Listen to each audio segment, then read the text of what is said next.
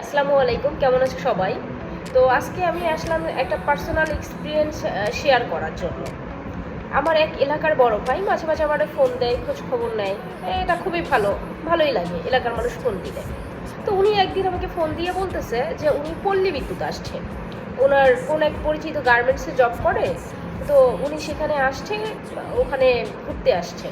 তা আমাকে বললো যে আমি হচ্ছে একটু মেইন ঢাকায় আসতে চাচ্ছি, আপনি একটু আমাকে একটু সময় দেন।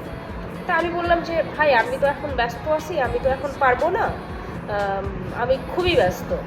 তারপরে উনি আমাকে বলল যে সমস্যা নেই, আমি 1 থেকে 2 সপ্তাহ এখানে থাকবো, তো আপনি এর মধ্যে দেখেন কবে ফ্রি হতে পারবেন। পরে আবার আমি অনেক ভেবে চিন্তে ভাবলাম যে গ্রাম থেকে আসছে, এলাকার মানুষ দেখে নাই, তো একটু ঘুরাই। হ্যাঁ, তো ওনাকে আবার আমি কল দিয়ে বললাম যে ভাই আগামী শুক্রবারে আপনি হচ্ছে দুপুরের পরে আসবেন, নামাজ পড়ে গুলশান 1-এ আসবেন, গুলশান 1 সিগন্যালে আসবেন। ওকে, এইভাবে কথা হলো। এখন 2-3 দিন পরে উনি আমাকে আবার কল দিয়ে বলতেছে যে হচ্ছে কত টাকা নিয়ে আসবো। হ্যাঁ, তা এখন আমি বলতেছি যে আপনি আপনার কাছে কেমন, আপনার বাজেট কেমন, আপনি কেমন ঘুরবেন সেটা আপনার উপর নির্ভর করতেছে। হ্যাঁ, তো উনি বলতেছে আমি বাসা থেকে তো বেশি টাকা নিয়ে আসি নাই, 2000 টাকা নিয়ে আসছি। ওকে, ঠিক আছে, ফাইন।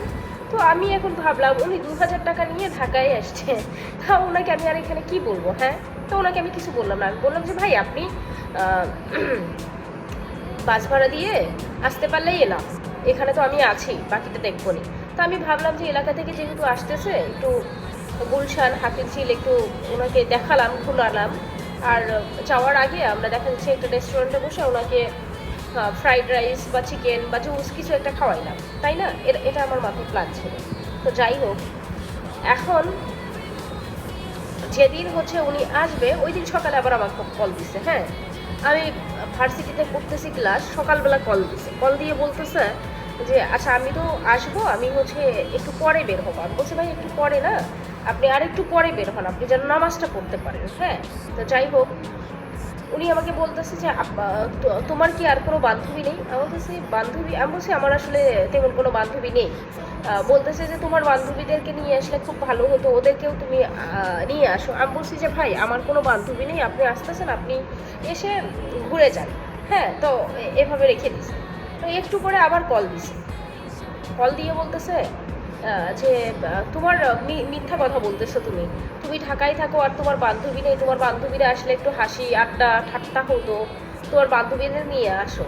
সত্যি কথা, আমার মেজাজটা গরম হয়ে গেছে। তারপরে আমি আবার বলছি যে ভাই এইসব বাদ দেন, হ্যাঁ আপনি আসতেছেন, আপনিই আসেন, ঠিক আছে, এলাকার মানুষ, ভালোভাবে কথা বললাম। ওকে, ঠিক আছে। উনি গাড়িতে উঠবে এর আগে আমাকে আবার কল দিছে, বলতেছে এই তুমি মিথ্যা কথা বলো কেন, তোমার বান্ধবীদের নিয়ে আসো, তোমার সাথে আর কি গল্প করবো, কি ঘুরবো, তোমার বান্ধবীদের নিয়ে আসো, তোমার বান্ধবীদের নিয়ে ঘুরবো। আরে আমার মাথা এত পরিমাণ গরম হয়ে গেছে, আমি বলছি আরে তোর আসতে হবে না, এইভাবে বলছি। হ্যাঁ, বলছি তোর আসতে হবে না, মানে এটা হচ্ছে ইয়াতে লেখছি, হোয়াটসঅ্যাপ লেখছি, তোর আসতে হবে না, তোর আমি সময় দিচ্ছি, এটা তোর ভাগ্য ভালো, মানে আমি তোরে সময় দিতে চাইছি, এটা তোর ভাগ্য ভালো, তুই এবার আমার বান্ধবীদের চাস। হ্যাঁ, তুই বাড়ি থেকে টাকা নিয়ে আসছিস 2000 টাকা, সেটা দিয়ে তুই ঢাকায় আসছিস, ওখানে স্টে করতেছিস। আবার এরা কিন্তু মোটামুটি ভালো ওয়েলদি পরিবার। হ্যাঁ, কিন্তু আমাদের এলাকার মানুষের বললাম না কমন সেন্সের অভাব। ঠিক আছে, যাই হোক, মানে আমি এদের কি বলবো। পরে আমি বলছি যে ভাই তোরে আমি যে টাইম দিচ্ছি, এটা তোর 14 গোষ্ঠীর ভাগ্য ভালো, মানে টাইম দিতে চাইছিলাম তো, তোর আসার দরকার নাই, তুই আসলে তোর গুগল ম্যাপ বের করে তুই একা একা ঘোর, তোর যেখানে খুশি তুই সেখানে ঘোর, তুই অ্যাটলিস্ট আমার সাথে আজকের পর থেকে কথা বলবি। তারপর থেকে ওই বড় ভাইয়ের সাথে আমার আর আজ পর্যন্ত কথা হয় নাই। তো উনি যে এলাকায় গেছে, হ্যাঁ, এলাকায় যাওয়ার পরে উনি আমার নামে অনেক রিউমার ছড়ায়, বুঝতে পেরেছেন, মানে অনেক রিউমার ছড়ায় আর কি, যেগুলো না সেগুলো কথাও আমার সম্পর্কে বলে। তো আমি এগুলো জানি, বুঝি, শুনি, কিন্তু আসলে আমি ফিডব্যাক আসলে ওনাকে কিছুই দিই না। আমার মনে হয় যে ওনার বলার উনি বলুন, ঠিক আছে, কিন্তু ওনার সাথে যে অ্যাকচুয়ালি আমার এই এই এই কাহিনীর থেকে শত্রুতা হয়েছে, এটা আসলে কেউ জানে না। তো হঠাৎ আমার এটা মনে হলো, কেন মনে হলো যে আমার এলাকার আর একটা ছেলে আসছে আমাদের কোম্পানিতে ইন্টারভিউ দিতে, ঠিক আছে। তো ছেলেটা তেমন একটা কাজ পারে না, তো ওকে আমি পার্সোনালি বলছিলাম যে তুমি যেহেতু আমার এলাকার ছেলে সেহেতু তোমার যে যে কাজ আছে আমি তোমাকে শেখাবো, তুমি আমাকে পার্সোনালি দেখো তুমি কোন সময়টাতে ফ্রি আছো, আমি কোন সময়টাতে ফ্রি আছি, যদি শিডিউল মিলে যায় সেক্ষেত্রে তোমাকে আমি একদিন বুঝাই দিলে তুমি পুরো মানে একদিন না কয়েকদিন বুঝাই দিলে তুমি ধাপে ধাপে পুরো স্কিলটা তোমার হচ্ছে হয়ে যাবে, গেইন হয়ে যাবে। তো যাই হোক, তো এ আমারে এখন ইয়া দিছে, ও সময়ে অসময়ে আমার ইয়া দেয়, কল দেয়, টেক্সট দেয়, হ্যাঁ, বলে আপু আপনার কথা অনেক সুন্দর, আপনি অনেক সুন্দর করে কথা বলেন। মানে মেজাজটা আমার কি পরিমাণ গরম হয়ে গেছে।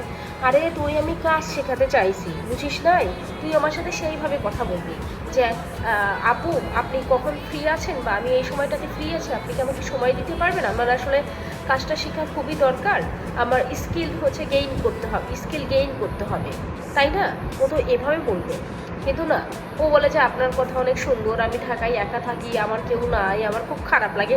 আরে তোর কি আমি একাকিত্বর ভাগ নেওয়ার জন্য তোরে আমি হেল্প করতে চাইছি?